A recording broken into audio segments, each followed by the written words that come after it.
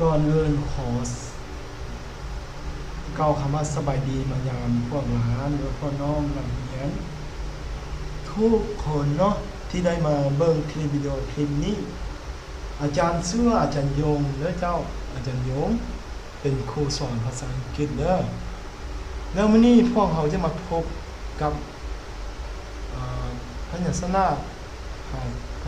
เดียวของภาษาอังกฤษเนาะและพยัญชนะเดียวแล้วก็พอจะไปเรียนเกี่ยวกับสระภาษาอังกฤษแล้วก็พยัญชนะเดียวของภาษาอังกฤษ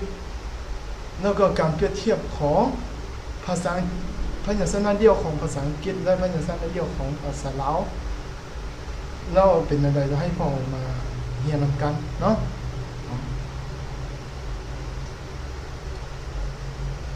B พยัญชนะเดียวของภาษาลาวมันจะเป็นบอ C พยัญชนะเดียวเสียงของพยัญชนะเดียวของตัว C ตัวนี้มันจะมี2ตัวคือตัวกอแล้วก็ตัวสอแต่ว่าพยัญชนะเดียวตัวกอนี้เมื่อพ่อน้องหรือพ่อหลานเห็นเครื่องหมายที่มันอยู่เทิงพี่ถือว่ามันไม่ได้ออกเสียงตัวกอเด้อมันจะออกเสียงคือตัวคเนาะออกเสียงคือคเมื่อพอจะว่าคำว่า can หรือว่าสามารถ I can เนาะแล้วมันจะเห็นตัว C ตัวนี้แหละ C ตัวนี้มันจะทางหน้า C แล้วก็ A N ไม่หมดแล้วมันจะหมายความว่า I can นั้นค่อยสามารถแล้วเสียงของคำว่า can นั่นน่ะมันก็เกิดขึ้นมาจากตัวกอแล้วก็เสียงสระเสียงของมันนี่ถึงที่เพื่อให้มันออกเสียงเป็นเสียงเนาะแล้วก็เสียงตัว C ตัวนี้มันจะมี2เสียงคือ S แล้วก็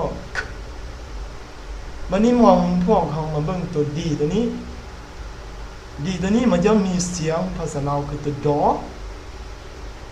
F ตัวนี้มันจะเป็นเสียงภาษาลาวคือตัวฟอเนาะตัวฟอไฟวันนี้พอมาเบิ่งตัว G ตัวนี้มันจะมีพยัญชนะภาษาลาวคือกองอแต่ว่ามันจะไม่ออกเสียงกองอเนอะเจ้ามันจะออกเสียงว่ากอเนาะออกเสียงกอ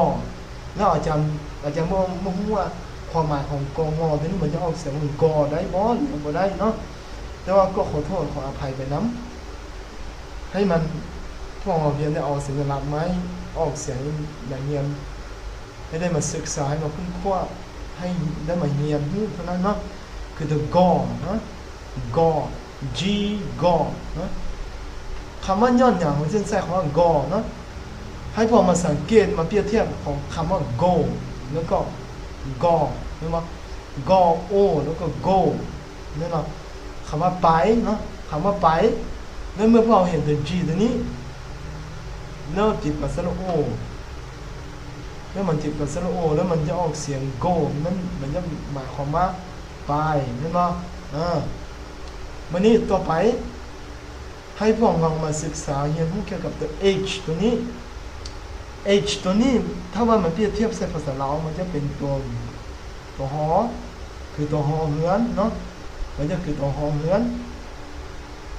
วันนี้ตัว J ตัวนี้เมื่อพอมาเปรียบเทียบใส่กับภาษาลาวมันจะไม่มีตัวพยัญชนะภาษาลาวที่มันจะออกเสียงเป็น J ได้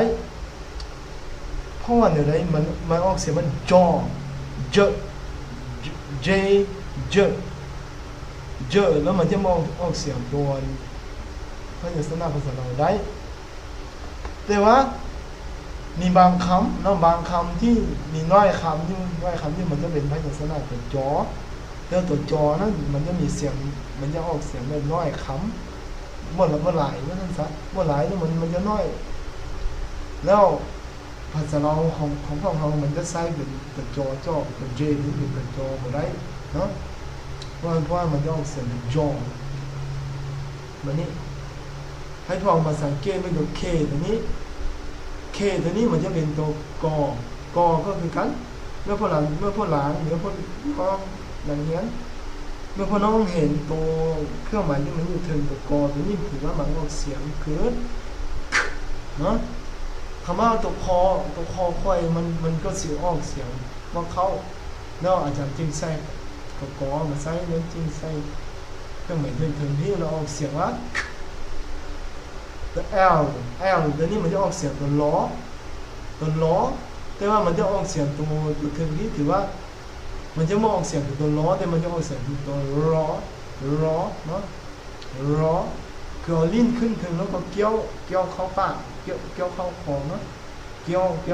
ยวกับขึ้นบางคอเด้อแล้วเป็นยกลิ้นของมันขึ้นแล้วก็ออกเสียงมันรอแล้วก็เอาลิ้นกลับขึ้นมาทางคอของเราเนาะมันนี่มาพวกมันเบิ่งตัว M ตัวนี้มันจะเป็นตัวหมอถ้ามันเปรียบเทียบกับภาษาเรานี่เป็นตัวหมอ N ตัวนี้มันจะเป็นตัวนอ N แล้วมันจะเป็นตัวนอเนาะถ้ามันเปรียบเทียบไปกับภาษาเราตัว P ตัวนี้มันจะเป็นตัวพอแต่ว่าเมื่อมันเห็นเมื่อพอน้องเห็นเสียงตัวนี้ขึ้นถึงถือว่ามันจะออกในเสียงว่าเนาะนั่นอย่างมันจะออกในเสียงว่าเพราะว่ามันจะมีลมออกจากปากเนาะแล้วตัวคิวตัวนี้มันจะออกเสียงว่าแต่ว่าถ้าว่าเขาจะออกเสียงแท้ๆเหมือนภาษาเรามันจะออกเสียงว่าคอเนาะคอแล้วเมื่อพอเราเห็นเสียงตัวนี้ถือว่าออกเสียงคือตัวคอเนาะมันนี่พอมันเบิ่งตัว R ตัวนี้ ตัวนี้เมื่อพอมันเทียบไปกับภาษาเรามันจะเป็นคือตัวรอละครั้งบัดนี้มาตัวต่อไปคือตัวพยัญชนะตัว S เนาะตัว S ตัวนี้มันจะออกเสียงคือตัวสอแต่ว่าเมื่อเห็นเสียงของมันจะถึงที่แล้วเราจะออกเสียงว่าเนาะ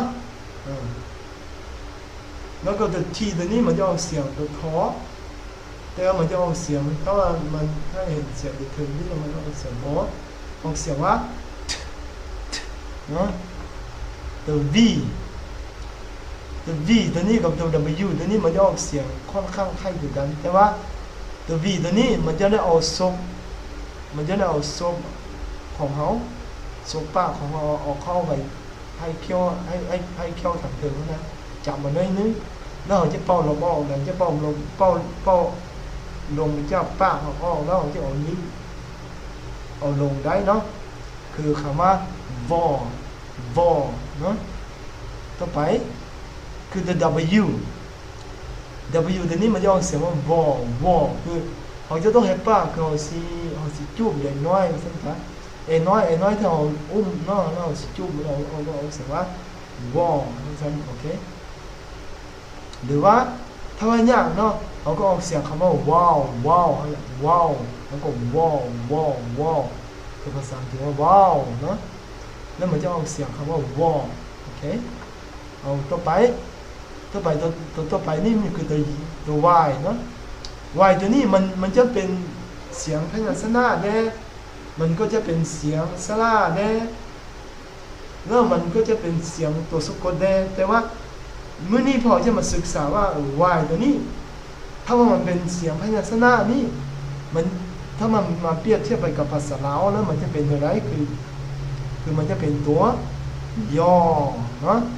ให้พ่อน้องไปศึกษาได้ให้พ่อลูกพ่อหลานไปศึกษาเด้อตัวย่อแล้วตัว Z ตัวนี้เมื่อพ่อมาศึกษาเกี่ยวกับ Z เนาะ Z มันจะเป็นตัวซอเพราะว่า Z ตัวนี้มันจะมันมีในภาษาลาวพยัญชนะภาษาลาวที่มันมีเพราะอาจารย์ศึกษามาได้ประมาณ6 ปีแล้วแต่ว่าก็คุ้นข้อไม่ได้คำว่าตัว Z ตัวนี้ภาษาลาวมันจะเป็นพยัญชนะตัวใดเนาะก็อาจารย์ยังคุ้นข้อไม่ได้ถ้าว่าผู้ใดฮู้เนาะถ้าว่าผู้ใดฮู้ก็ช่วยคอมเมนต์ใส่กล้องวิดีโอตัวนี้ได้ให้อาจารย์ได้เรียนให้อาจารย์ได้ฮู้เลยเนาะต่อไปก็คือคำว่าตัว Z ตัวนี้มีอาจารย์หลายคนเขาจะบอกว่าเป็นตัวสอหรือตัวสอแต่ว่าตามที่อาจารย์ได้ศึกษามาเนาะภาษาอังกฤษมันจะมีตัวสอกับตัวสอไปกับตัว Z ตัวนี้เพราะอย่างตัว Z ตัวนี้มันจะออกเสียงว่า Z แล้วพอ าษาลาวมันจะมีเสียงพยัญชนะออกเสียงว่าได้เนาะวันนี้พอจะมาศึกษาเกี่ยวกับสระของภาษาอังกฤษนะเมื่อพวกมาเปรียบเทียบกับภาษาลาวแล้วมันจะเป็นคือสระภาษาลาวอยู่กองนี้แล้วสระภาษาอังกฤษนี่ถึงนี้มันจะมีอยู่5ตัวตายตัวสระภาษาอังกฤษตายตัวมันจะมีอยู่5ตัวเด้อให้พวกน้องมาศึกษาเองเนาะคือ A E I O U ตัวนี้เนาะวันนี้มาเปรียบเทียบกับภาษาลาว A E I O U นะคือสระอิวคือยูโอเคต่อไปวันนี้คำต่อไปก็คือพ่อจะมาศึกษาว่าเมื่อมันออกเสียงภาษาลาวในใดเมื่อมันออกภาษาอังกฤษมาออกเสียงในใดเพื่อให้มันคำว่า B เนาะภาษาอังกฤษมันจะออกเสียงในใดแล้วมาเปรียบเทียบกับภาษาลาวแล้วมันออกเสียงในใดให้พ่อไปศึกษาเหมือนกันเนาะ B ball C call C k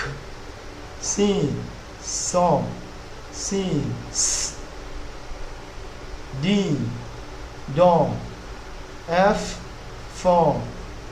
G go H horn G J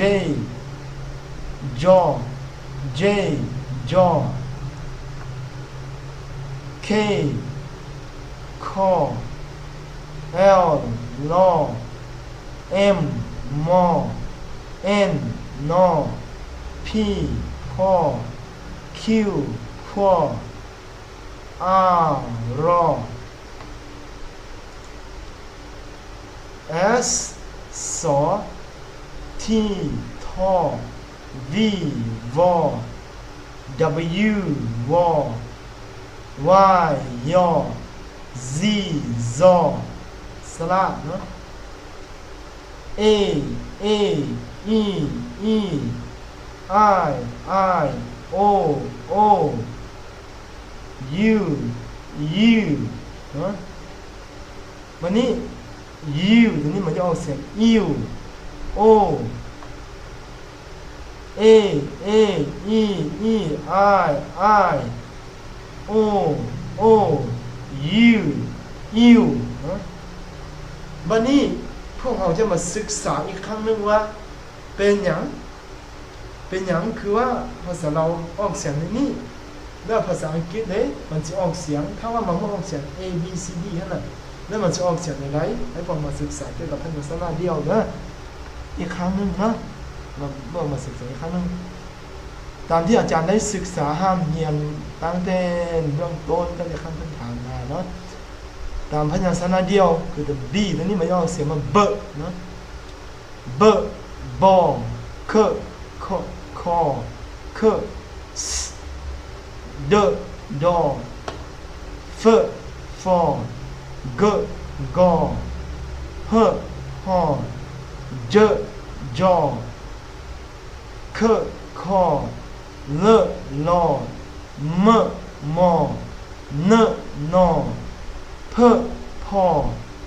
ควรรอสซอเททอววววเยยอซซอสระของภาษาอังกฤษและสระของภาษาลาวมันจะออกเสียงคือกันเด้อแต่ว่ามันจะต่างกันอย่างนี้คือจะยูตัวนี้กับยูตัวนี้เนาะแล้วพอมันไม่เหมือนกัน A E I O U เนาะวันนี้สุดท้ายนี่อาจารย์ขอให้พวกหลานให้คำแนะนำคำว่าผู้ใดหรือให้ผู้น้องในเรียนผู้ใดที่เรียนรู้แล้วถ้าว่ามันเป็นประโยชน์ให้พวกน้องหรือคนลูกหลานเนาะก็ช่วยกดนิ้ว ยกโป้ให้อาจารย์ได้แล้วก็ช่วยกดติดตามอาจารย์ได้ถ้ามันมีประโยชน์ก็ช่วยกดคอมเมนต์เพื่อให้ให้เขียนพินกดคอมเมนต์ให้กำลังใจอาจารย์เนี่ยถ้าว่าบ่เป็นประโยชน์เนาะถือว่ายังข้างคาบ่ใดยังมีจุดใดที่ยังไม่ทันได้ดีก็ช่วยคอมเมนต์อยู่ในกล้องของ YouTube ตัวนี้แล้วอาจารย์สิปรับปรุงใหม่เนาะสิปรับปรุงใหม่แล้วก็สิไปศึกษาใหม่เพื่อที่จะมาสืบต่อสอนให้พ่อน้องหรือว่าพ่อลูกพ่อหลานหรือพ่อน้องนักเรียนสุขคนอีกเนาะพอมาพบกันสั้นๆซีเด้อขอบใจ